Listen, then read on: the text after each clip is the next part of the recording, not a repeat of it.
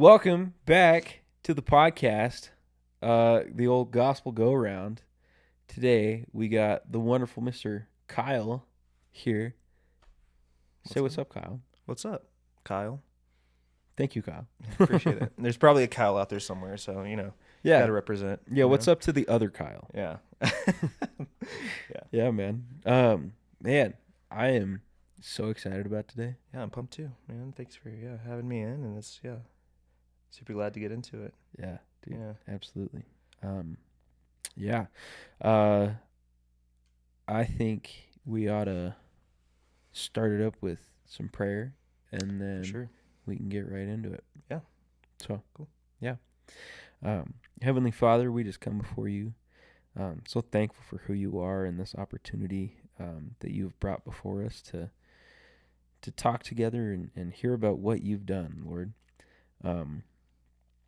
For it is such a powerful thing to hear about the way you move and work through people's lives and the practical implications of that, Lord. So yeah, I just thank you for Kyle and for the testimony that he has and that he's about to share, Lord. And I pray that your word would flow from our mouths, and that through this episode that I would hear new parts of it that I haven't heard before, Lord. So yeah, God, I thank you. I praise you in your holy and mighty name. Amen. Amen. Awesome. Yeah, man. Sweet. So yeah, where does it start? Where does it start? Yeah. What's the nexus? The nexus. I guess I got to date myself now. So I was born September 22nd, 1993. Yeah, and I'm old.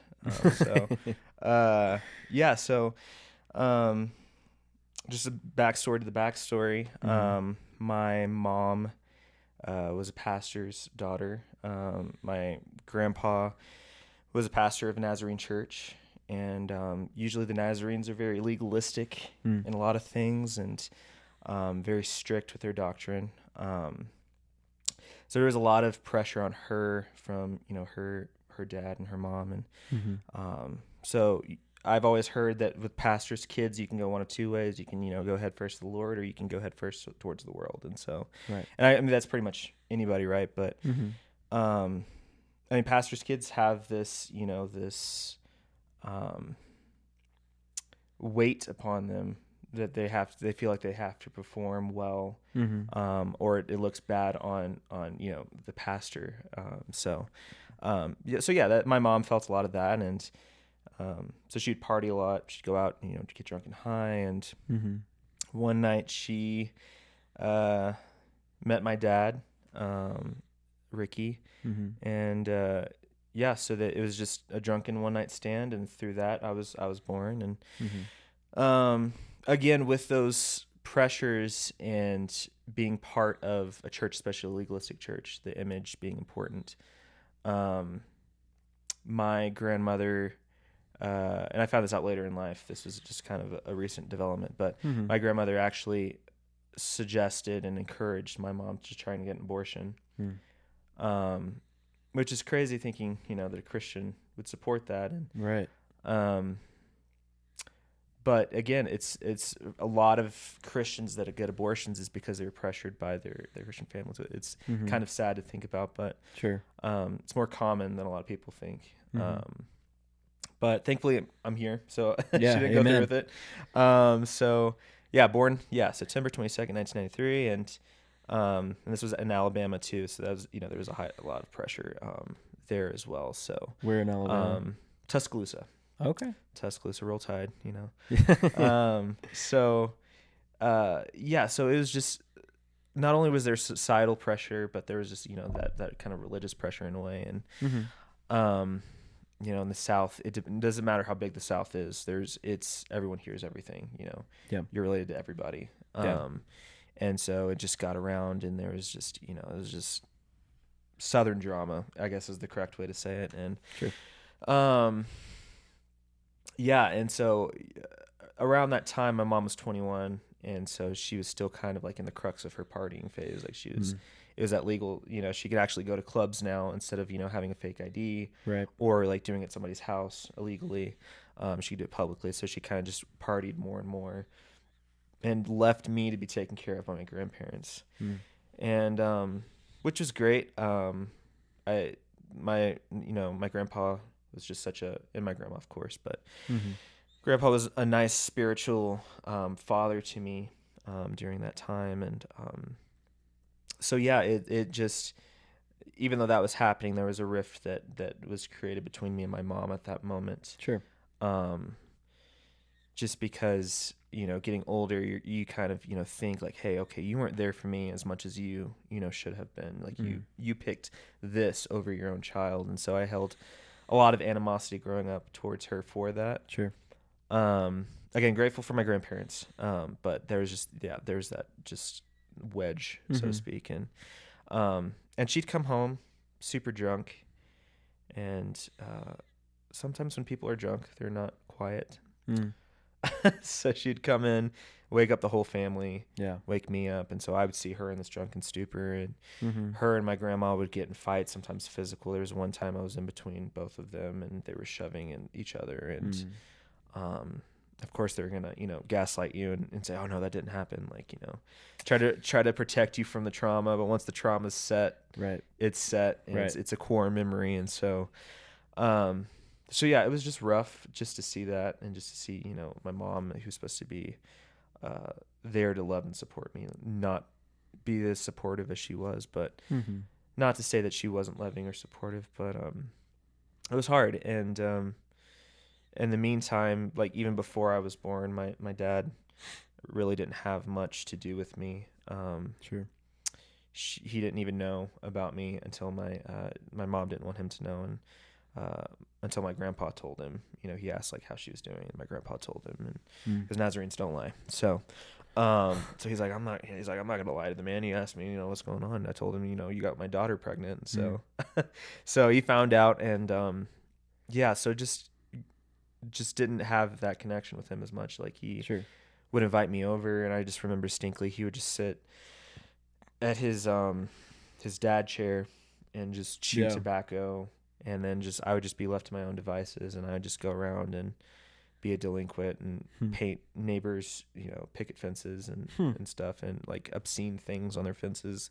Oh, and that was nice. That was just ways to get his attention, right? Because I was like, well, he's not, me going up and asking him and talking to him, or like putting forth an effort, wasn't working. So maybe if I do something bad and get in trouble, at least I'm getting, some attention in that regard. Right. So yeah, it just kind of sucked because like both parents were not present. Yeah. And so so there was, those two facets, and then you go to school. And I was diagnosed with ADHD when I was younger, and so kids, when they see something different, and this isn't on them, when they see something different, they treat it as different. And because I acted different, and I was I had these issues, I was treated differently at school, and so I was bullied all the time, and not just by kids, by teachers as well. I would go home. There's one time a teacher grabbed me by the wrist and just left a mark. Wow. There was a teacher that grabbed me. Again, it was a lot of wrist grabbing and stuff like that. A lot of stuff that was not hideable. She just took me, walked me backwards down the stairs. I didn't see where I was going. Could have fallen and everything. Yeah.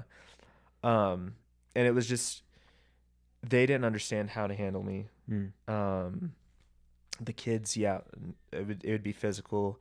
I had a kid that would just scratch my back and leave like red marks all over my back, and kids would push me, and it was just a lot of physicality from the kids and the teachers, and so I was just physically abused back and forth at school, right? And it just didn't really feel like a safe space, and so around 7 or 8, with that in mind, with the circumstances of my birth, me being an oopsie baby, and just not having my mom or my dad invest as much as me as they, as a typical mother and father should. Right. my self-esteem was incredibly low for a 7 or 8 year old. And so, um, no 7 or 8 year old should be questioning why am I here? Was I a mistake? And those were the questions running through my brain. And so it was hard, building up that, or not building up, lowering that self-esteem, and building up a lot of hurt and anger. And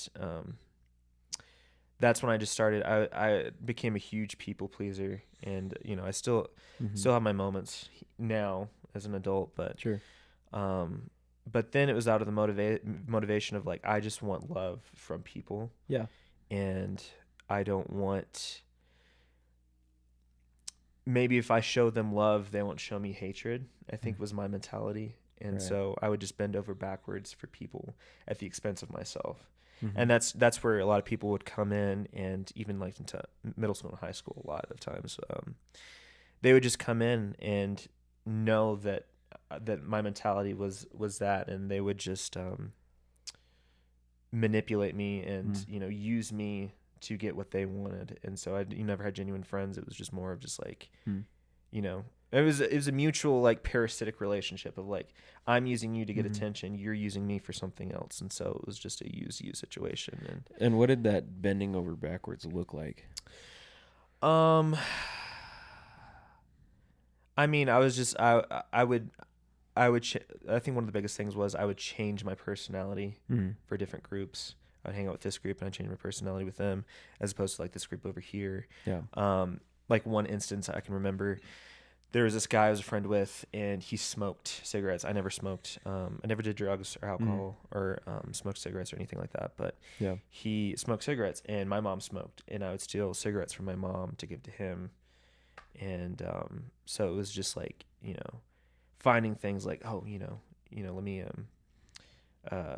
and he would constantly, he's like, hey, I'm out of cigarettes. And I was like, oh, cool, yeah, let me go steal from my mom.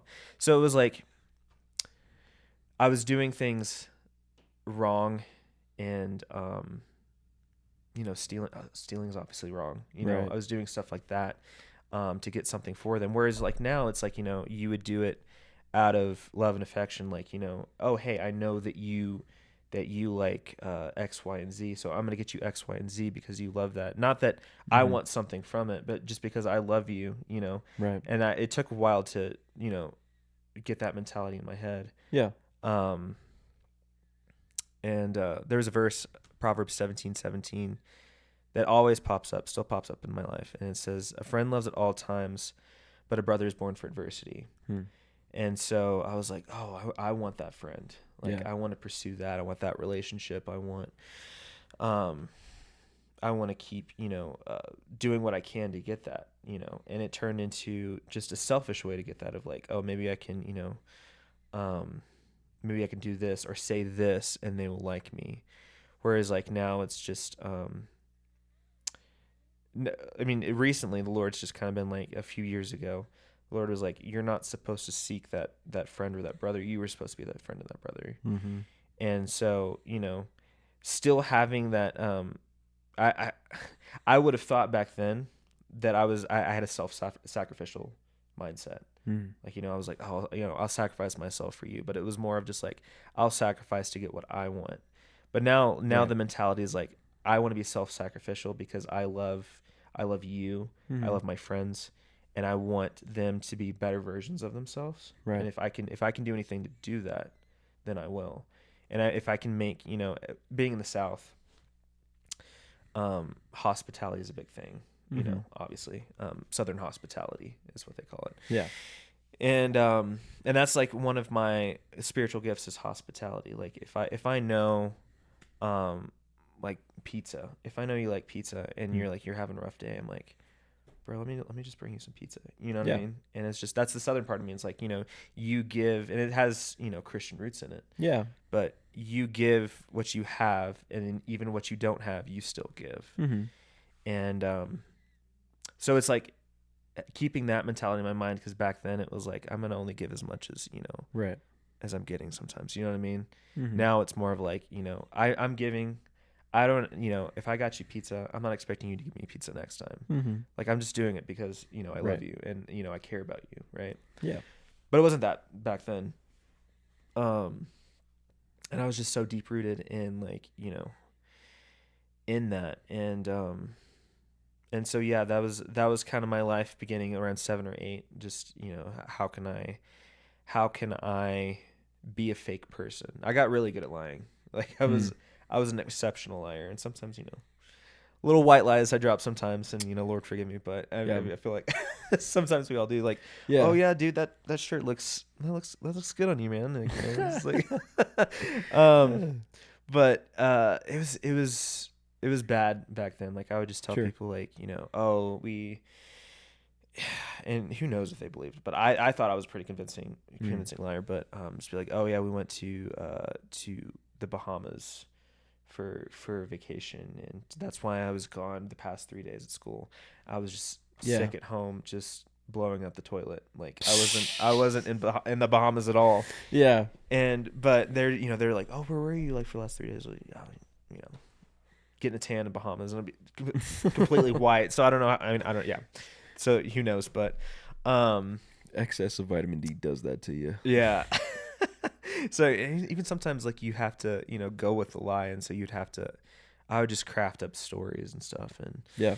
I was a good liar, but it was a terrible person. And yeah, so around when I was 10 or so, 9 or 10, my mom ended up meeting a man named Jose, Mm-hmm. and until then, it was like, even though I had that wedge with my mom, it was like, it was still me and my mom. Like, that was my ride or die, pretty much. And then this guy comes in, and I'm like, okay, that's kind of weird, and to add another person to the mix. And so they started dating, and she started living with him. And at that time, being a pastor's grandkid down the line, I feel like my faith wasn't my own. I felt like I did it just because, it was my grandpa's, church, so I have to. Or like, or I feel like a lot of time with kids, and don't quote me on this, but I have a lot of people, Christians I've spoken to, they're like, oh, I was baptized when I was a kid, but it wasn't authentic. It was an authentic relationship. It was just just doing it because everybody else did it. And that's kind of what I did. I was baptized as a kid, but it wasn't genuine. It was like, oh, well, yeah, grandpa's pastor of the church.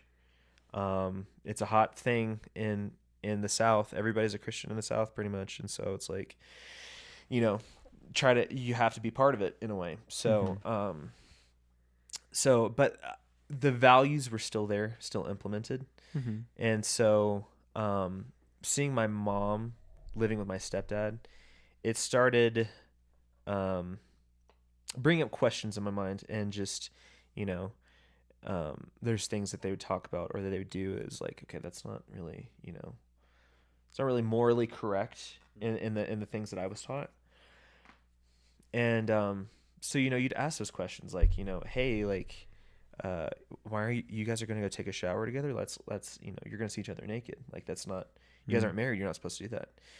And she's like, no, and dude, she gaslit me so hard. She's like, and maybe this is where I got my lying from, but she was like, no, when we take a shower, we're gonna keep eye contact with each other, and we're not gonna look down. And I was like, okay, yeah, that makes sense. Yeah. And so it was just like, as a kid, you take it as face value, but then you, like, start thinking it for a while, and you're like, hey, that doesn't make sense. You know what I mean? And what a conversation to have with your own son. yeah, I mean, because it was that's whole can of worms that, yeah, we'll get into, but it was kind of a loss of innocence in a way. Sure. And just just starting to question, like, what is this moral system in a way, or what's Christianity really? And so yeah, they were together for a while, and he's a very angry man already, that I could tell. And I had sensory issues with eating, and so anything that was crunchy or burnt, I'd chew with my mouth. It just, it's not, not a good feeling. And so he would take my food, and he would just throw it in the trash, and just get super mad. And it was like, what did I do? And right. He's like, shut your explicit mouth, and and it's like, all right, bro. And then so our things like you have your there's doors open in this room. He would, if I came out of the bedroom and left the door open, he would slam the door and yell and cuss me out and saying, the door needs to be shut and all this sort of stuff. And I'm like, I don't, till this day, I don't know what was the discrepancy of why a door needed to be open or shut. Yeah. That was just a trigger for him. Strange. I don't know if it was his parents was it the thing for them and it was just a thing for him, but yeah.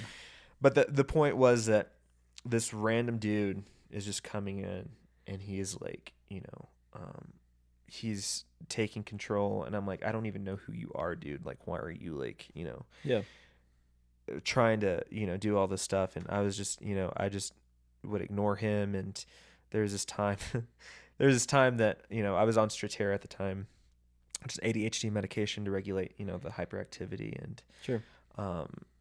And so I intentionally chose not to take my medication that day because he happened to be watching me that day. So yeah. So I was like, you know what? We're just going to have some fun today. And so I didn't take my medication, and I was belligerently hyperactive that day. It was bad. And so he had a rough day. Yeah. I had a great day, but so it was just like stuff like that. I was like, it's 9 or 10-year-old, you're being a menace. Like, yeah, how can I like, make this dude like get back at him? Yeah. And so yeah, funny, bad, but funny. But yeah, so they end up, dating for a while. They end up getting married, and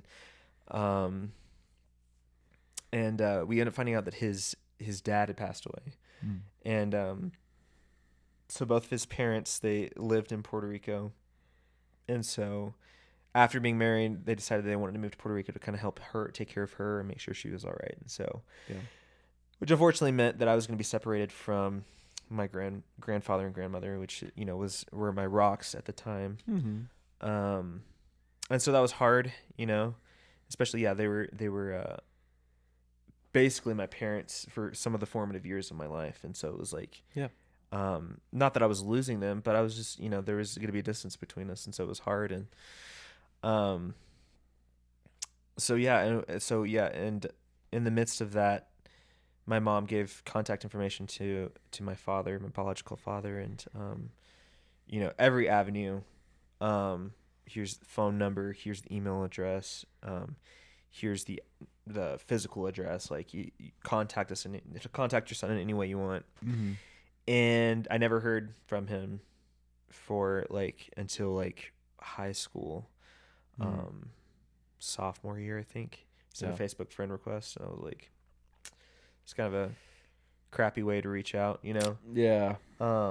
And I held resentment for him for a while, just because it just, and that was on part to my mom too, because she was always like, oh, that's not your dad. And she tried to force, Jose to be like, Jose's more of a dad than your dad is. And, I was like, well, and we'll get into it, but it's just like, I don't know if either of them, we're adequate fathers, Sure.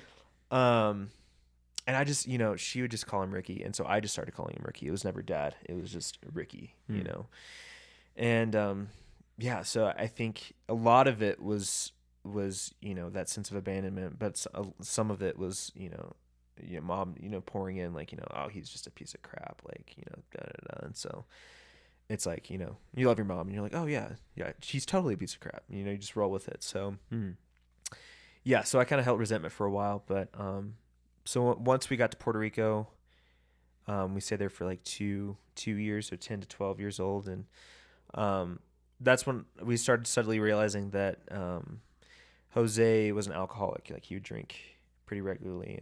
And he was just, a very angry person, especially when he drank. And so there's times he would just yell and cuss and just, just be belligerent. He never got physical. It was mostly emotional, mental, which I think is generally worse because, physical scars can heal quicker, but the mental and emotional wounds are a little bit harder. But yeah, he just, once I get into him more, we'll get into that later, but after a while, it just kind of learning about his story, he was put up for adoption, and his family let him know that he was adopted, and that, there was a situation, he got in trouble. He was like, oh, well, you're a piece of crap, and this is why nobody wanted you. This is why you're adopted, and sort of. And so it's like, Wow. once you realize his childhood and how rough it was, you kind of, there's this kind of shift in understanding. It took me a while to get to.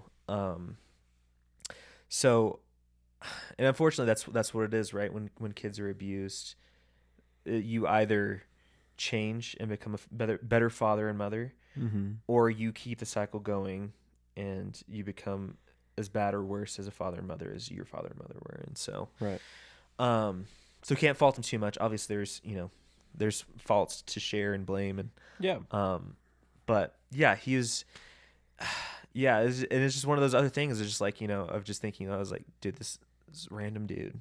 I know you guys are married now, but you are 10 to 12 years into my life, and I don't think you should have a say in how I function or whatever. And so Yeah.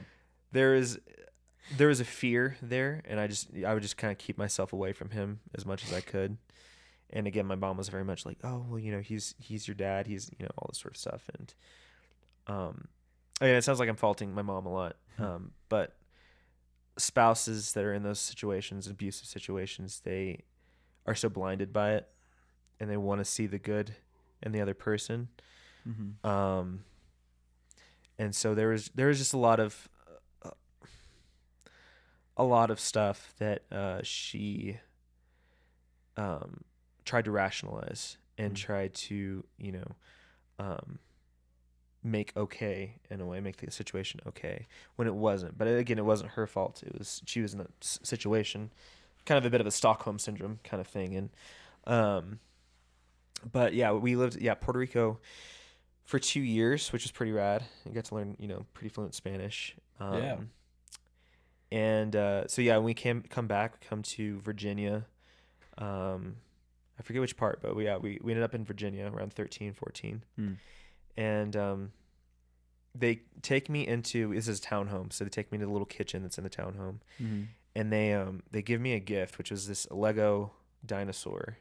It was hype. They were dope. Like, they would come in little eggs, and you just open it up, and then you like put the parts together. And wow. It was super nerdy. That's But cool. I was super into that, and I was like, had this whole collection going. Yeah. And so they got me it, and my mentality is like, okay, why are you just randomly getting me something? It's not my birthday. It's not, it's nothing special. Right.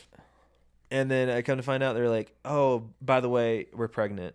And it's like, cool. So you're buying my my acceptance of this, which was, kind of frustrating. Yeah. At the time. And I think I was more, I was frustrated about that, but I think I was upset as well because I realized that kind of solidified the relationship, as well.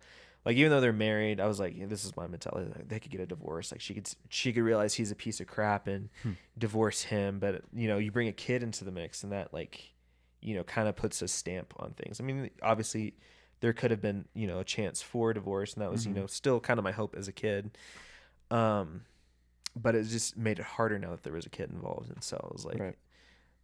That was my mentality back then, very selfish. And I think it did come from a heart of care of just, wanting to protect her, but it's also just like, man, I just don't like this guy, and sucks. But so they ended up having AJ. I was about 11 or 12, huge age gap. Yeah. So yeah, he was born, and I loved AJ, and I still love AJ. But there was this animosity there because that was, part of Jose, and I was like, I can't get to Jose, but I can, take it out on this kid.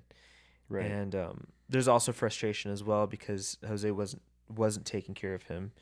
I can't count on my fingers how many times I've changed AJ's diapers, but he can, which is kind of sad for a father to do. Right. So a lot of the responsibility of being a father, kind of a surrogate father and surrogate husband in a way, fell on my shoulders, and so I had to take care of him. So there was just this anger towards AJ, and so I would just, beat the crap out of him, and and it was we beat the crap out of our siblings all the time. It's normal. Like that's the ticket of the trade. Like, you have a sibling, you're gonna sit and fart on them. Like it's Yeah. normal. It's normal to pick on them. But I was like, it was borderline, almost abusive. Mm. Um, and it wasn't like, I wouldn't do anything when he was an infant. It was when he got a little bit older, Right. that I was like, dude, I'm like in my teens and I'm picking on this like 5-year-old, and I'm like, that's not appropriate, Right.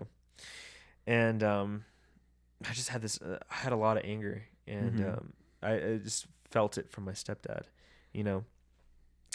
It was around this time too that I dived into pornography. I just went on the internet and just started searching, and Yeah. and that's what became a release for me, through everything that I was going through. I was like, I can just, shut myself in my room and just watch porn, and get a release from that. Right. Because once you do that, and once you go through the motions of what you do with pornography, Yeah. it releases those endorphins in your mind. It's similar to smoking pot and getting high, is what they say, is like it's the same triggers in your brain. Yeah. So even though I never did drugs, that was my drug, of choice. Obviously, was pornography. And it's a constant struggle. I'm married now, and there's still times where I'm just like, I could, the wife is not feeling well, and I want, my fleshly desires fulfilled. So it's definitely hard. It's definitely an addiction. When people say that pornography is not an addiction, it's 100%. Oh, absolutely. 100% an addiction. And it's for that feel, more so than it is the, the pretty women or anything like that. So yeah, it was just, dude, I was at the time too, I was just diving deeper into depression, and so it was a rough time. And then we ended up moving to Colorado around, was like 13 or 14. When I was in 8th grade, started 8th grade here. And it just, things got worse in the house. My stepdad just full 180 or 360, I guess, because he's still acting the same, but he just got worse. And man, he would take, hard liquor and steroids at the same time. Yeah, super aggressive. He would just, he'd call my name, my mom names, like, just deprecating names that, any horrible name you could think of calling a woman is what he called her.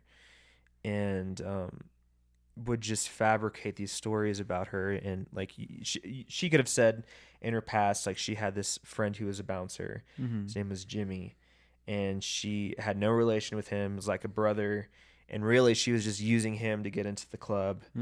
But he was like, oh, you slept with Jimmy, like, you were, you did this, that, and that, and so it was like, listening to that and being a man and wanting to be protective of your mom is incredibly hard, Right. And there were times where I was like, I just want to go up and just punch him until he stops breathing. Yeah. Which is not, I like to see myself as an easygoing and kind person. And so that was not me speaking or thinking. That was, definitely the enemy. Right. And I just was not myself in that house. And there was just a lot of anger and animosity. And I pick up on people's feelings. Like, I could be in a room, hundreds of people. Somebody's depressed. I can sense that person out of everybody else. And so just imagining that, but being in a house where you have a mom who's just emotionally just up and down. Yeah. And a stepdad who's just verbally abusive, angry, like at the flip of a dime. Yeah. It was a lot. Emotions are still kind of hard for me to regulate as well. But yeah, and we would just get in fights. I would cuss him out, he'd cuss me out, and all this sort of stuff. But still never was violent. He was never violent. And the extent of things, he would break, throw things down and break them. He broke a few widescreen TVs by throwing remotes at them. Wow. So physicality wise, that's the only thing he did, but he never put hands on me or my mom or my brother. But still, just just a piece of work. Yeah. Of a guy. So yeah, just being in that environment and then going to school and, you know, being a teenager, you know, your hormones and emotions are just, you know, everywhere. And Yeah. through this whole process, ever since I left my grandfather, I just hated God. I wasn't an atheist. I didn't have atheistic mentalities. I would say maybe I was more agnostic. I knew that God was there. And the reason I knew he was there is because I needed somebody to put blame onto. And so I was like, God, it's your fault that I was born. It's your fault that my stepdad is in my mom's life and he's treating her like this. It's your fault, you know, X, Y, and Z. I hate you for this. And I remember my grandpa would call me at least like every other week or something, and would ask, he's like, hey, are you in the Word? Are you praying? And I would just, you know, again, being a good liar, Yeah. I tell him that I was, and that I, you know, I was consistent. And that, I think, even though I hated the Lord, that was the thing that hurt me the most, was that I was actively lying to my grandfather. And but I just wasn't interested in it, and I didn't have the heart to tell him that I hated the Lord, you know, because I knew that would crush him. And so yeah, I was in a dark place, and, you know, misery loves company, and so I hung out with a lot of people that were depressed, and also a bunch of other people. Like I was not a lone wolf. I was kind of just, I just melded into each kind of group that I could. Like I said, I would manipulate personalities in order to get in, and wore mini masks. And so I was self-harming. I wasn't suicidal at that point, but I was self-harming. Nothing with blades or anything. It was generally like coat hangers. I would hit myself with coat hangers, or rubber bands so they wouldn't leave marks. Yeah. But now, help me fill this in, because I've had conversations with people that have struggled with that before. What about that becomes a release? What about hurting yourself makes you, I guess, is it like a kind of like a masochist thing? Or I don't think, for me personally, I can't speak for everybody else, but I mean, this is my mentality for other people, because I mean, it was my mentality, so I think maybe kind of similar, but sure. I thought that I deserved to be punished, that I deserved pain, and I was a little conceited. That's why I didn't cut myself, because I was like, well, I don't want, you know, marks on my skin, because you know, but I believed that I deserved to be punished for my existence. And so I think some people have that same mentality sometimes. Gotcha. Because I can't be the only one that thinks that, you know. Sure.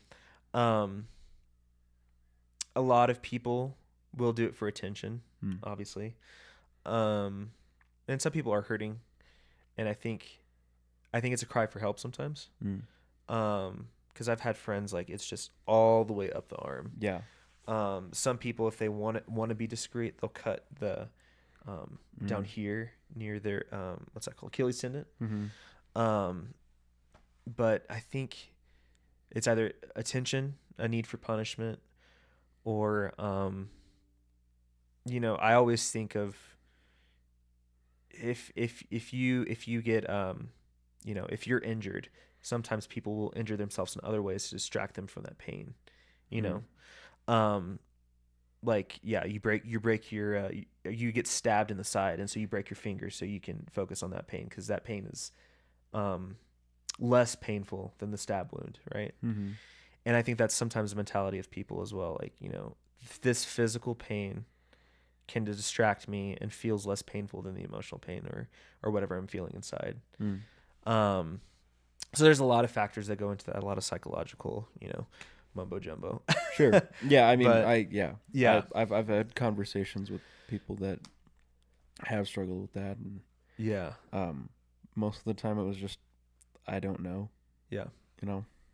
Yeah. So. And sometimes that is the answer, but sometimes I feel like it's one of those three. Yeah. Or all three, you know. But for me personally, I felt like I needed to be punished. And I think the enemy comes for our identity. I think that's a huge tactic that he uses. Because if we question who we are and what we stand for, then it's easy for him to come in. I mean, I think about the youth today in the LGBTQ community. There's like such this identity disconnection. Yeah. And there's a lot of suicide rates with the LGBTQ community. And instead of hating on them, we need to love them and help them understand what who their identity is. It's not in themselves, it's in Christ, right? But it's all kids struggle with identity issues. You get into primarily like middle school and high school, but even earlier than that, your test scores, you're based on your test scores. Yeah. You're a number on a jersey. There's kids are put into these boxes and these molds that they're expected to form into, and you get into this mentality of like, okay, that I'm the star football player. Something happens and the enemy can come in and it's like, see, like, you broke your leg, you're not going to play football. What's your worth now? Right. And so it's so easy to break down the identity of somebody, and that's why the enemy does it. And so yeah, the identity was just such an issue for me. Again, just hopping from people to people, like, who can love me? Who wants to love me? Like, why would people want to love me? And so yeah, I was a huge thing I struggled with. And I also just, as I got to high school, I was like, I want to be with the cool kids. I want to, you see these like Hollywood movies as glamorized of how, like, the cool kids are like ruling the school, and if you're part of the cool kids, then you rule the school. So that was kind of, a little bit of it. Also the people pleasing side and wanting to have love and affection. But there was this guy, he went to a church, and I was like, oh, he seems pretty cool. Maybe I can get in with him. And so I found out that he went to a church, Vista Grande Baptist Church, and he was like, yeah, he's like, I go there. He's like, we have a Wednesday night youth services, and I was like, sick. Okay, I'll be there. Will you be there? He's like, yeah. He wasn't there, which I think was good. I think it was the Lord, obviously.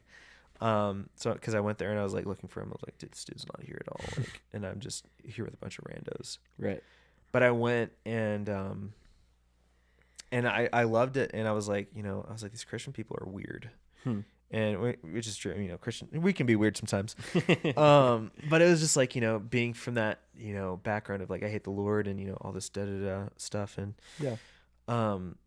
I was just surprised at how accepting they were. And so I was like, okay, I want to keep going back for myself, not for Ryan. So I kept going, and a lot of people poured into me. There's a lot of student leaders that were pouring into me. And, I just started feeling this tugging inside of me, and I was like, this feels really weird. It just feels like a tearing. If I can explain it that way. And, man, I was like, I don't know what's going on. This is weird. And so after a while, my youth pastor started realizing that something was different.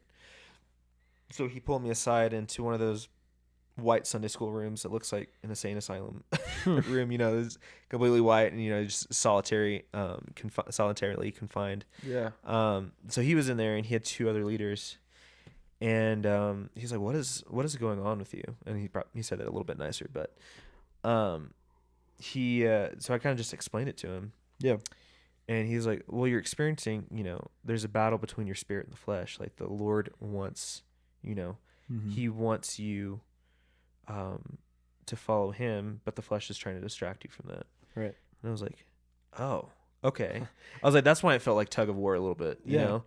And so he had explained that. And at that point, I didn't accept the Lord, but I accepted the idea of him. Sure.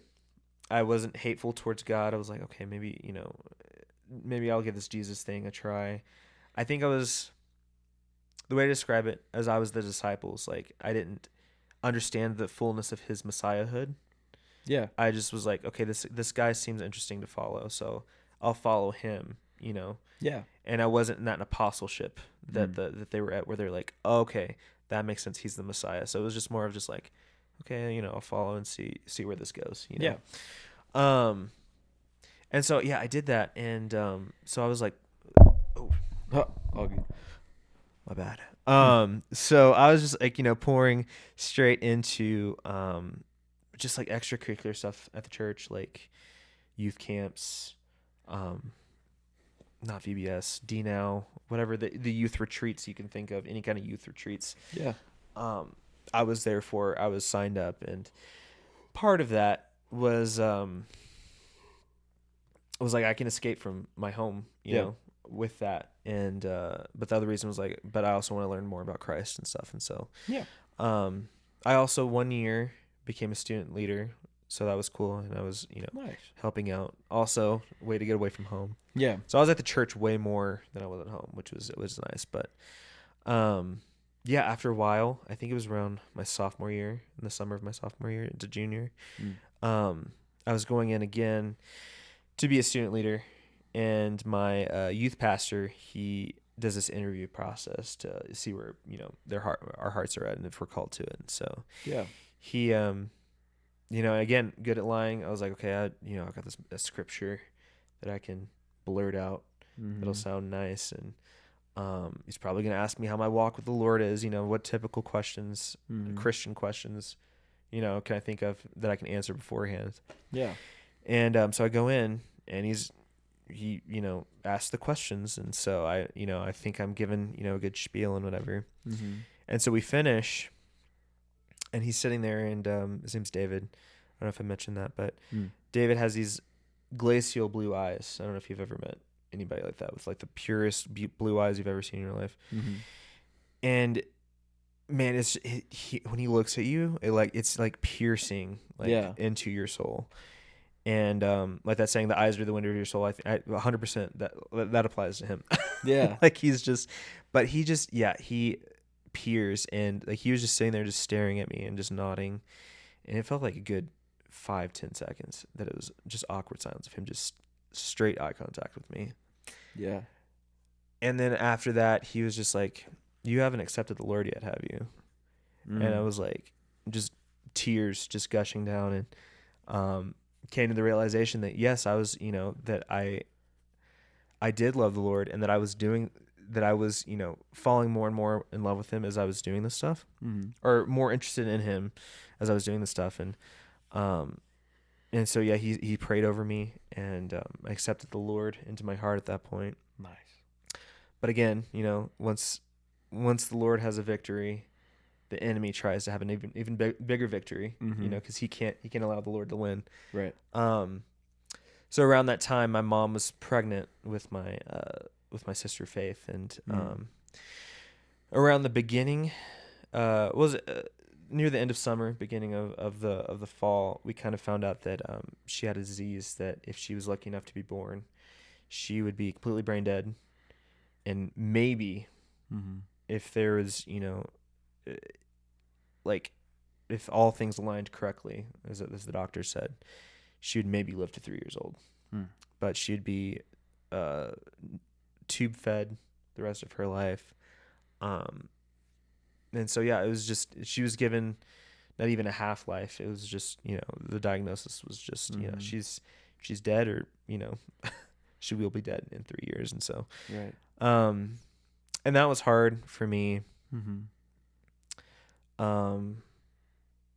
Because I've always wanted a sister. That's the thing that I've always, if I could say pray in the midst of my hatred for the Lord, was what I prayed about, was to always have a sister.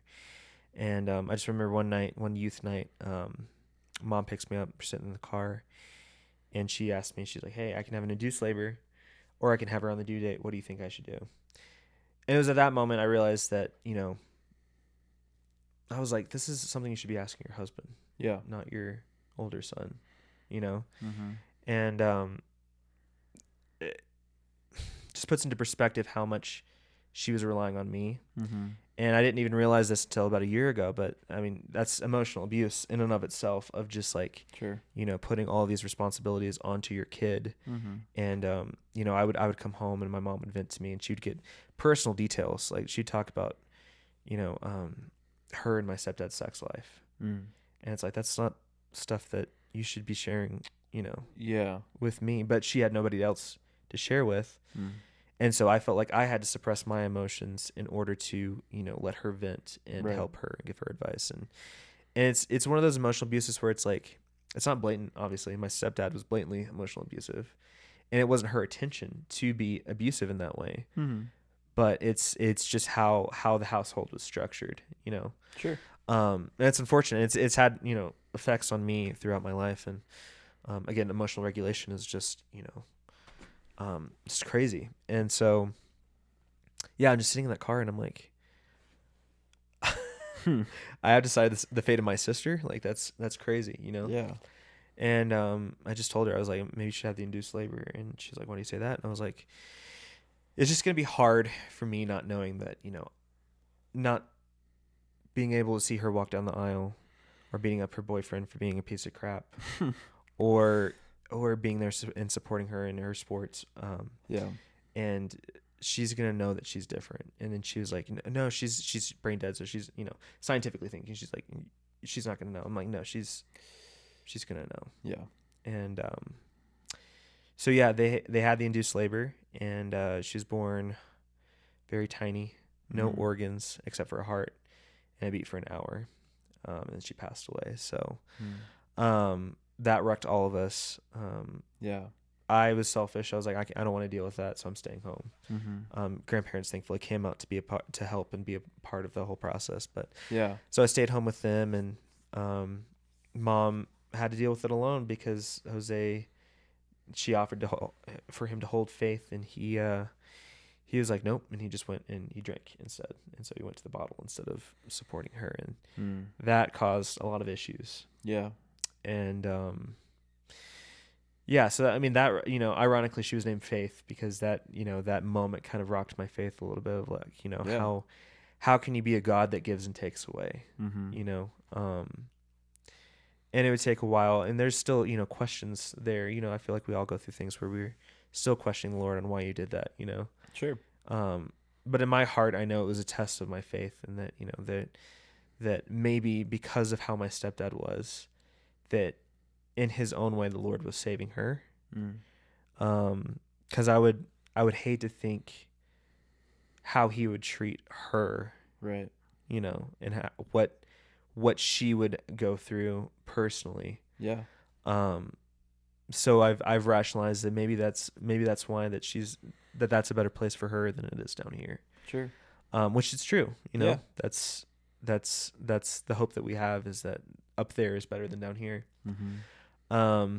But it was hard because you're new to your faith, right? That was new to my faith. And so senior year rolls around, and I'm like, okay, I got to go out with a bang, right?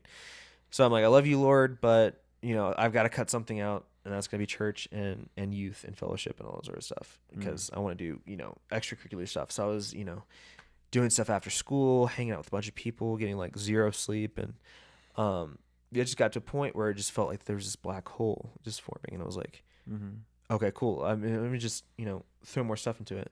Right. Which if anybody knows anything about black holes, you throw stuff into it, the black hole only just gets bigger. Right. And so, but I didn't know at the time. So I was just going through the motions, and finally, I think it was around fall of my senior year, December, spring, around there. Hanging out with a friend, and we end up coming back and kind of find out he didn't tell his mom about the whole situation. It was a huge blowout. She was upset, understandably so. And so I get into my house, and my mom is just yelling and just going off on me again, rightfully so. And she's just like, you know what? Just go to your room. I don't want to see you anymore. Which is to what she typically says. It just means I'm so angry I don't want to talk to you right now. But as I was going up to my room, this voice in my head said, you don't have any friends. Nobody cares about you. You're a mistake. Even your mom doesn't care about you. You should go kill yourself. And it was like line for line, almost like I can remember distinctly that whole conversation in my head. And to kind of explain ADHD, I describe it as an open door. So people who don't have ADHD, they have thoughts and memories come in, door shuts, and then a thought and memory can leave, like it's leaving the house. But with ADHD, doors constantly open door policy. Thoughts and memories are coming out. I've seen a video where people like describe it like there's 5 songs playing at once. Or you're constantly feel like you're in a crowded coffee shop. There's like conversations constantly going on, just thoughts and memories. And so in that moment, all those thoughts and memories escaped the house, and that one thought of killing myself came in and the door shut. And it was just like repeating itself, kill yourself, kill yourself, kill yourself. And I felt like at that moment I wasn't in control of my body. I just remember sobbing uncontrollably. And I do remember a voice in the back of my head just saying, please don't, please don't. But the voice that was saying kill myself was louder in that moment. Right. And so I wrote a suicide note, gave it to my little brother, and then I went to the bathroom and I tried to pop some pills. Thankfully, my mom, I think she realized quick enough what was happening, and she came up and made sure to get all the pills out. So thankfully I didn't take anything. But in that moment, it's like a switch flicked. The door was open again. Thoughts like that thought went out, and all the thoughts and memories came in, and it just felt like I kind of just woke up from a haze. Yeah.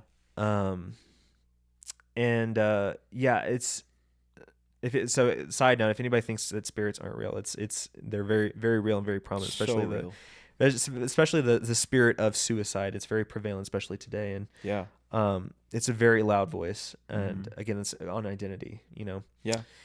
And so in that moment, I think that was a Friday that happened, but I was bedridden the whole weekend, and didn't go to church. But my mom comes in, she's like, hey, I think it'd be wise for you to go to church next weekend. And I was like, yeah. Yeah. Fair point. So I rested, but then next weekend I went to church, and it was like, it's one of those sermons where the pastor feels like he's just, no one else is in the room, just you, and he's just talking to you. And it was like that black hole just shrunk up, and I was like, okay. I was like, it's the Lord that I needed. Yep. And so I went to my youth pastor. I was like, hey, I want to be officially baptized. Yeah. When's the soonest I can do it? He's like, we can fit you in next week. I was like, sick. Yeah. Let's run it. So I was baptized, and and then ever since then, you know, I've been following the Lord consistently. You know, it's a relationship, so you always have your ups and downs in a relationship. Right. You know, I moved out of my family's house, and that was pretty rough. Because again, I was expected to be this dad and this husband, and so when I got into the real world, I didn't know how to be a man, and so there was a lot of conflict, a lot of people, a lot of growing that I needed to do in a short span of time. Yeah. And just because I didn't have that childhood. Yeah. And so I mean, that was rough. And in the midst of all that, I met my wife Bree about 10 years ago. And and that was rad, and that just all worked out. And I mean, it's pretty interesting how that just all correlated, because I promised the Lord, I was like, next girl I meet, I'm not kissing till we're married. And so I told her that, and for the longest time, she was like, are you sure the Lord told you that? I'm like, yeah. I was like, are you sure you made that promise or whatever? And I was like, yeah. Yeah. I was like, we had a conversation. Yeah. And come to find out, she had a similar conversation and promise with the Lord before she met me. Yeah. Wow. And so she was just like, it was like one of those instances where it was like, no, I don't believe that. And so she was trying to combat it. She's like, yeah, I'm sorry. And I was like, you're an idiot. like that's such confirmation. You held that from me like this whole time. Yeah. And she's had like a lot of dreams about us, and prophetic dreams. And so it's just been a cool relationship, and we've been officially married 4 years. It's going to be 5 this summer. That's awesome. She's rad. And around when I was 20, around when we met too, my mom got pregnant again, and she was 40, which, you know, around then that's kind of like crunch time. Not even crunch time. It's kind of a no-go for women sometimes. Sure. It's safe, but there's higher risk for other issues with the pregnancy. But yeah, so come to find out, Dominic, she's pregnant with Dominic, and get all the tests done. He's completely healthy. Has the worst ADHD out of all 3 of us. But yeah, again, large age gap. We have, you know, he's like 11. AJ is 18. Yeah. I'm 31. It's like, Distance. big distance age. So it was, Yeah. yeah. So it's hard to not dad them a little bit. Sure. You know, And 'cause there's Jose's Dominic's what's father. that? Jose's Dominic's father. Yeah. So they're AJ and Dominic are Jose's kids, um and yeah, and there's over the years there's been a lot of reconciliation, and one of the biggest ones was with my dad. Um, I was at this concert, and I use concert loosely because it was a small venue, but this Christian concert, and I'm just sitting there, and then the Lord's like, "You should talk to your dad," and I was like, "What?" What do you mean? I was like, "What are you talking about?" And usually the Lord, speaks to us in specific ways. Him speaking verbally isn't one that he does often, so for him to do that meant that it was important for me to do. And so I was like, okay. I was like, so I called my mom. I was like, hey, I need you to get my dad's number. And she's like, okay, cool. And so we get that. And, growing up, again, you have this animosity built, like, especially like in a father situation of just like, you were supposed to be my dad. You're such a failure at that. Like, you're a piece of crap, and da da da. So there's all these thoughts that go through your head. They were going through my head. Yeah. But there was like an overwhelming peace leading up to it. And in my heart, the Lord slowly was orchestrating me to forgive him. And so when we called, there was no like anger. Yeah. It was just like if I would called you, like it was just casual, Yeah. conversation. Even though I haven't seen this guy in 10 plus years. Yeah. And he's just updating me and telling me, he's like, yeah, I'm a Christian, I'm a believer. And I'm like, oh, that's awesome. Like, I love to hear that and all that sort of stuff. And he said, hey, I just wanted to ask for your forgiveness. He's like, there's no excuse for, how I handled things. But a lot of the women, one of the women that he married, he's married a few women, but he loves a lot. But one of the women he married, she wasn't a fan of me, and so that kind of caused a rift. And he said, I shouldn't have let that been an issue, and so I apologize. Can you forgive me? And without a beat, I was like, yeah, I forgive you, and I love you. And so yeah, now he's not Ricky. He's been upgraded to dad officially. Nice. And we don't talk as often, but here and there we'll like text each other and it's like, hey, how we're doing? And again, phone call feels like we talked just yesterday, even though it's been like a few months. And yeah, and so that's been a beautiful thing. And the whole stepdad situation, that one I'm still working with. That one's a little harder to reconcile with. Again, there's this peace that I have towards him, and my mom and him divorced about 2 years ago. Right. And she got full custody, and he's since moved down back to Alabama. And so that was nasty. And so it was just like you get to a point where you want to forgive somebody and they do something like worse. And I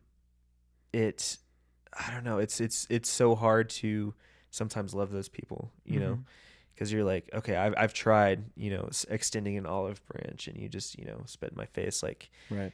And he's a very selfish, angry man. And like, for instance, me and Bree's wedding, he was invited. We're like, hey, like, we'd love for you to be there and all this sort of stuff. And he was upset because he didn't get a job, like a role to do in the wedding. And I was like, okay. And he chose not to come because of that. And we like worked out, like, I was like, oh, you can give a speech. Like, you can, you can greet the guest. You can be the guest greeter. Cause that's typically what the father on the groom side does, is greet the guests and stuff. But he just didn't show up. And so I was like, cool. I was like, I've been, so nice. We've been having nice conversations, and like, I've been trying to build this bridge again, and you just, spit on it. So yeah.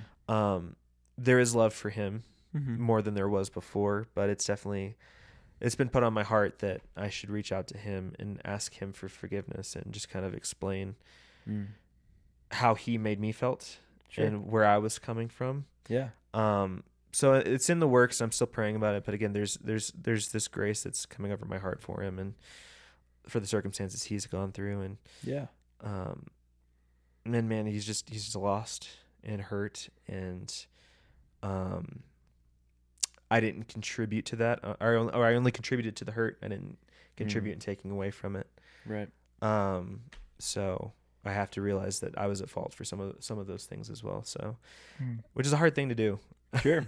As a person. Yeah. To realize that you were wrong, even though someone was treating you so horribly, that you had a part in some of it. So, right. So yeah, man. But we have serve the Lord of reconciliation. He's reconciled my heart. Yeah. On myself. So I mean, if he can do that, he can reconcile with anybody. Reconcile us with anybody. So yeah. And that's the hope we have is in the commandment is right, like love the Lord your God and love your neighbor as yourself. Just those two things. And we don't have to fulfill the law, right? We just have to just do those two things, and that's the fulfillment of the law itself. And so right. I think this year as a Christian, it's how can I love more effectively, love like love my neighbor more appropriately. And that's kind of where that heart drive to send him a mail in the mail to a letter in the mail to kind of just just open up that door of conversation. So yeah, that's my life. Long-winded. Yeah. A bunch of ADHD tangents, but it's all good. Love it. Yeah, man. Yeah, that's beautiful. Yeah, God is good, dude. Amen. Yeah. Amen. Man. Yeah. So what was your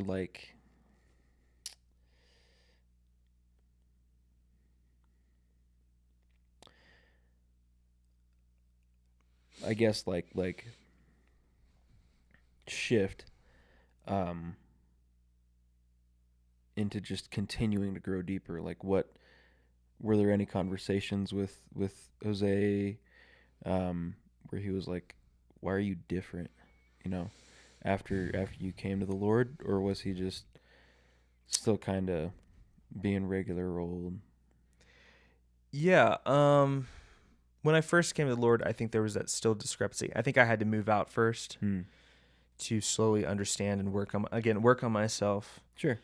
And become a better Christian, like outside of that spectrum, because I was like, dude, in there, I was like, it's horrible. It's just doom and gloom all the time. Yeah. So once I got out, and I think once I started dating Bree more regularly, and once we got closer, and engaged and married, and I think it just kind of just touched my heart to just, again, thinking of how his past went. Like, I have my traumas, and sometimes I take those out on Bree, and sometimes I take that on other people that I love, my other friends and stuff like that. And there's a lot of insecurities and traumas from my past that I haven't resolved yet, that I'm still resolving with the Lord, and maybe with some therapy soon. Sure. That I'm just, projecting onto other people. And it's just a response, because, I love these people. But because of past experiences, it's a defense mechanism, right? And that's just, I think that's what he's coming from, is it's a defense mechanism. He just doesn't know how to react other than in anger and selfishness. And, the marriage was, marriage is a tango. It's two people. And so there was faults on both sides, my mom, none of us are the perfect wife or husband, Yeah. That's reserved for the Lord. And, for us, there's no perfect wife and perfect husband. And so, and they definitely weren't perfect. There was issues that they had. But as for the shift, I just, I think, and this has more happened recently too, as there's that saying that distance makes the heart grow fonder. And I think when I left the house, I was able to think retrospectively on him and his past and our relationship.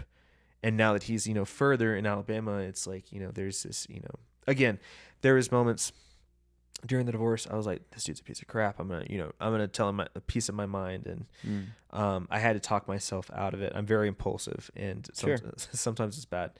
And I think, I hate to keep blaming the ADHD, but that's part of it. Part of it is impulsiveness. Like, you get this, your thought, and you're just like, I'm going to do it. Like, there's no like, let me make a checklist of like why this is good or why this is bad. It's like, no, I'm going to do it. And it's like, that's, I still have issues with that, and that's caused some problems with other people. But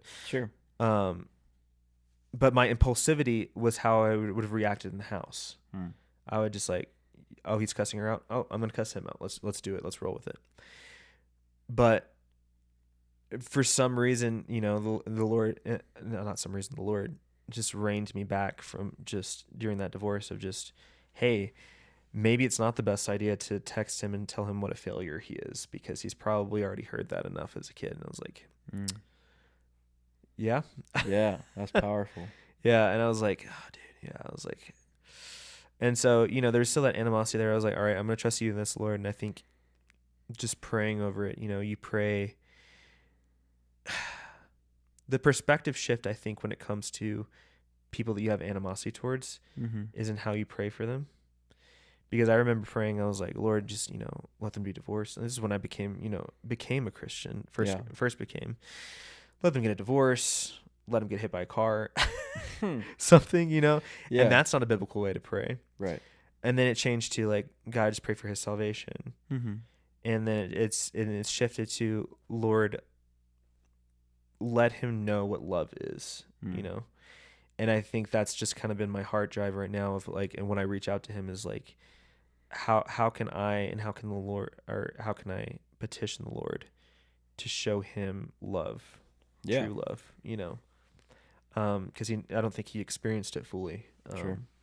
Obviously not. He hasn't experienced the true magnitude of the Lord's love, and so he's only experienced earthly love. And as we know, like, humans are fallible beings, and sometimes we don't even know how to love ourselves. Like, like, I ate crap last night. That's not loving myself. Like, even just simple stuff like that. Like, but yeah, how can I love him better than I did when I was a teenager?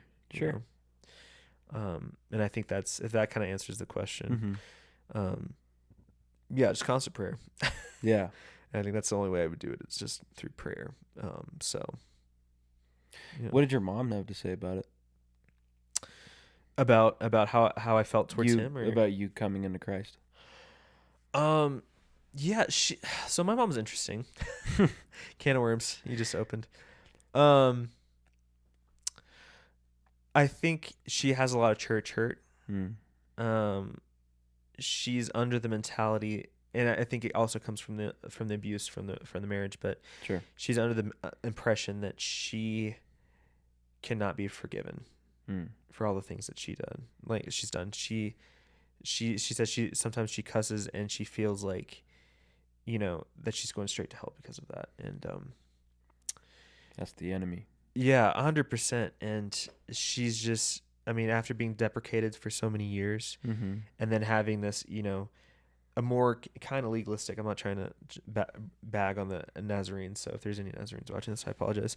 But sometimes when you're in a relatively legalistic church setting, and you're in a gung-ho, like, Christian family household, where they lord a lot over you, it can do a lot to you, to your mentality. And so grace is a free gift that the Lord gives us. And when you're not shown grace, or you're not taught that grace is free, that in some religions or some Christian denominations, you're told that, if you act up, the Lord's going to take his grace from you, so you better repent, and you better get it right.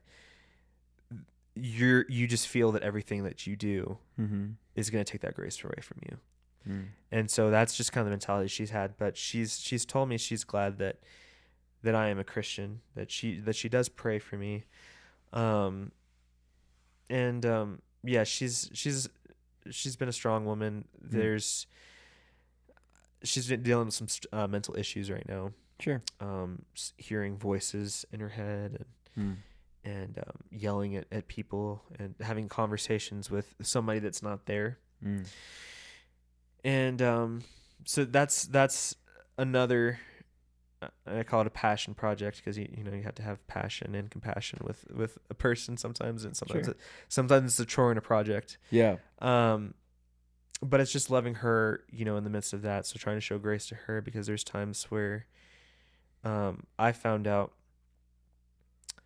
that because she relied so much on me as a kid, she relies on me a lot now. So it's a lot of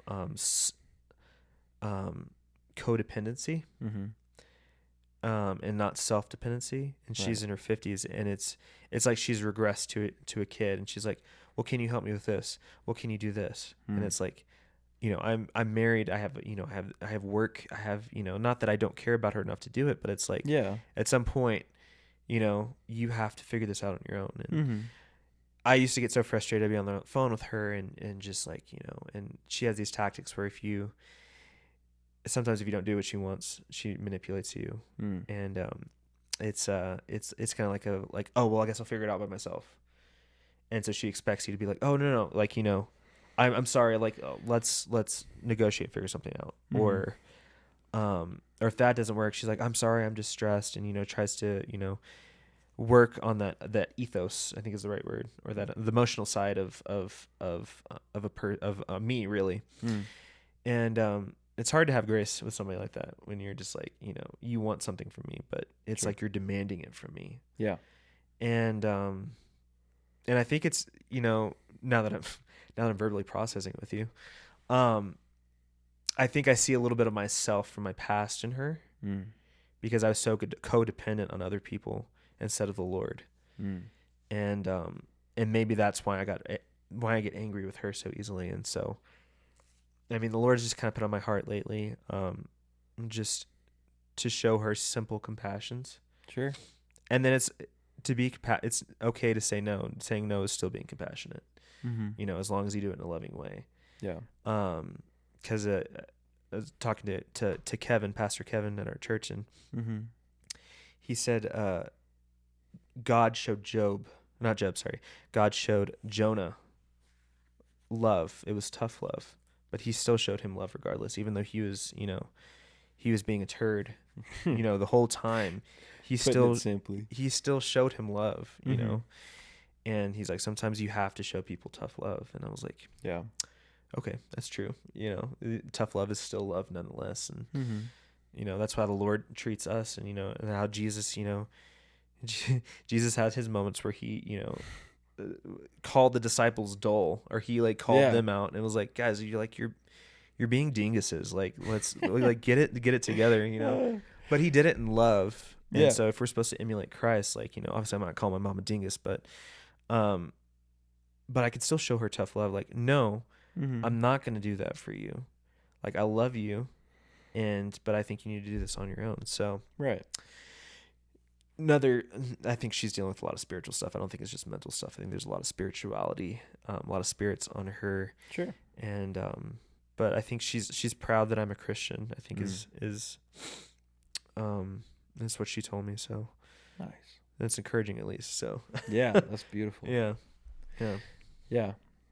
So I mean, of course we don't know, but can you see her salvation on the horizon? I think, I think so. I think as Christians, part of having faith is having faith in that's what faith is, believing in the unseen. And, we're supposed to have the faith of a mustard seed. And I think a lot of us, myself included, we pray. I hear about people praying all the time, and they heal people instantly. And it's because they have that belief behind it. And if we as Christians had more belief in our prayers, this whole world would be rocked to its core. And if I just believe that my mom can receive salvation, then I think it will happen, because that's, having faith and confidence in God and the works that he does. Yeah. That's putting faith into your prayer. Faith that can, says move mountains. Yeah. We have a faith that can move Pikes Peak. And so it's hard. It's hard to have faith and believe when I feel like especially when it comes to family, because you're so close and personal with them, or like close friends, people that you're really close with. You see some random Joe on the side of the road, and you're like, I have confidence that I can, sometimes, like I can speak to you, and maybe I can get something through. Sometimes when it comes to family, it's a little bit more personal, so it's like it's a little bit harder, and so, I'm building up the faith. I do have faith and confidence that she will be saved because our Lord has the power to do anything and everything. Yeah. And if I love my mom enough, if I love, her in every facet, then I would love her enough to have faith that she would be saved. Yeah. So yeah, I do. I think salvation Very will cool. happen at some point. Don't know if it's going to happen. Like, who knows? Sure. Yeah. In our timing, but yeah. I love to hear that. That's awesome. Yeah. What about your brothers? The third can of worms. No, I'm just kidding. Dominic, he's living with my mom right now, and there's kind of this. I mean, he is grown up. He's very emotional, and he's kind of adopted this like mentality that my mom has of she believes she's talking to an ex neighbor that she had a conflict with, and so he believes that as well sometimes.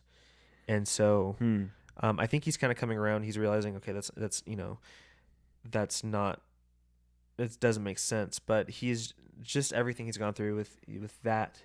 Sure. With, Jose and her, the marriage and everything, and just the trauma from that. He's just a very emotionally broken child. And but he's a sweet kid, and he has a capacity to be sweet. But he's also got a mouth on him. He just he cusses her out, and I'm like, dude, if I hear you, bro, I'm like, it's a wrap. I was like, dude, just send him my way, and I'll have him clean my apartment from top to bottom, and then I'll send him back, and then so tough love, tough love. But so he's and they're living in a hotel right now. She's trying to find a job, and that's a whole different thing. She's having trouble finding a job, and she's not being wise with her money. So he's kind of struggling alongside with her, kind of in a similar regard. And my brother AJ, he was the more sound one in the family. He definitely struggles with a lot of anxiety and a lot of just stress and pressure. But we recently just found out that so he's 18 now. He just got his girlfriend pregnant. So I'm going to be an uncle, which is great. Yeah, nice. But I brought him and her to church a few times. Yeah. And he just it's a lot of people, and I think he doesn't like big crowds. And he's like, I felt like people were judging me, and I was like, I don't think people are judging you. So I think that's the anxiety speaking. Sure. Is like when you have anxiety, you feel like all these eyes are on you. And so there's still kind of a work in progress. It's hard to see them. It's far in between when I see them because I'm just busy. Yeah. Schedules conflict, and he's being responsible. They're keeping the baby. He's working full time at Walmart, and they're trying to be responsible about it. Yeah. And so I'm proud of him for that regard. And and so he's definitely matured a lot. But there's just this division in the family because he doesn't want a lot to do with my mom because when he was living there was a lot of she was dealing with a lot of mental health issues. He's like, I don't want to deal with that. And she's like, we should move in together because it'd be beneficial for you, me, and Nicole. And he's like, absolutely not. Yeah. That's what I was trying to get out of. And so there's just a lot of brokenness in the family, and it's just hard to see, and just constantly praying for them, I think, is the biggest thing, and just having the hope and trying to reach out and be a light to them as much as I can be when I can be. And so but they're doing okay. Sure. as they can be. Yeah, I got you. They're alive, which is Yeah, great. And praise there's, God. there's, as long as they have breath, there's still opportunity for the Lord to touch their hearts. And, Amen. so yeah, dude, doing okay. Gotcha. Kyle, who is Jesus to you? Ooh, I wasn't expecting that question. Yeah. Man, I think for the longest time, I had issues with God the Father. Mm. And I mean, with sharing my story, you can understand why. Like, I never had the best gleaming father on earth, and so usually, and I've talked to other people, from broken, homes with absent fathers Mm-hmm. or abusive fathers, and that's kind of the consensus is like, how can I view him as father, and even more intimately as like Papa, Mm. um, when I didn't have my own Papa, and Right. and that's, I think, I know it's cliche to say, but I think he is my, I see him as my true father, and because that's the one that I had to wrestle with for the most. Like on my arm here, I have Abba in Hebrew, Mm. as a constant reminder. You know, I could have gotten anything else. I was like, I could get Emmanuel, I could get like a verse or whatever. And I don't know if it was the Lord or it was just my own heart that was like, you need to always remember that He is your Father first Mm. and foremost. And I was like, okay, I'm tatting that, Yeah. And so, I mean, that's the first thing. The second thing is obviously a friend. Again, I was searching fervently on my own power and accord in my own mind, um, for a friend and confidants, and um, I just had to. And there's times even now where it's just like, again, people fail you, and there's times where I just um there's this friend, I'll use this as an example, that about a year ago, which is, we before that we were super tight, Mm-hmm. and we were just growing with each other and spending a lot of time with each other, and there was like, like, oh, you're my bro, my best friend, you're gonna be at my wedding, like all this sort of stuff, and like, Hmm. all this, those the bros that you got, and Yeah. um it just, he kind of went off to college, and just completely cut ties, and like it seemed like I was putting more effort into it than he was, and so it was just Mm. like, you know it hurt, because it was like, you said all this stuff, Mm-hmm. and made all these promises, and um and again, loving him and not expecting anything in return, but at some point in the relationship you expect to, like, Yeah. I mean, it's some, it's still a relationship. It's got to be reciprocated. yeah, and so it wasn't as reciprocated, and I think growing up through my life, I think my biggest fear just in general was dying alone. Mm. um Whether that was like losing my entire family, losing all my friends, and losing Bree, like there's still that fear there, like I just don't, I'm afraid of being alone. Sure. And so there's constantly has to be reminders of just like, there's times where I get broken down and I'm like, God, I just feel so alone right now. Like I just, there's this friend that I consider like a brother, and it Mm-hmm. just feels like that just, all of a sudden just flipped and switched, and um he he's just, just his name alone is so comforting and allows me to feel warmth, the Mm. warmth of not feeling alone. You know what I mean? I don't know what another word for that is, but um just the warmth that, there's somebody constantly there, Mm. and that when, Bree's gonna die away, it's like Job. He lost everything and everyone. He was alone, but he Mm-hmm. still had the Lord in the end. Right. You know, um, and the fact of the matter is, I'm gonna lose Bree one day. I'm gonna lose my dogs. Mm. Um, gonna lose friends. Gonna lose my family. I mean, practically lost my family already. Again, my mom was my kind of my rock, and now Mm. she's just, there's this distant relationship between us, Right. and and it's just, the Lord's like, I'm your constant friend. Like, even though, you could be the last person on earth, you Mm. know, and you need to have confidence in the fact that I'm still there, you know. And I'm like, okay. Yeah. You know, so I mean, yeah, cliche to say, but you know, he's a father and a friend, and but definitely for foremost, he's my father, because that's something that I take with pride. Like, you know, Mm. that's my dad. You Yeah. know, like that's, Yeah. you know, and I just didn't have that growing up, and so having that, like, is just awesome, you know. But definitely a friend in my time of loneliness, and yeah, Yeah. That's awesome. yeah, I love man. that answer. Yeah. Cool, man. Well, I think that about does it for this episode, unless you Sweet. got more to share. No, it's just simple. Yeah, God's good. Yeah, all the time. All the time. God is good. Amen. Amen. Yeah.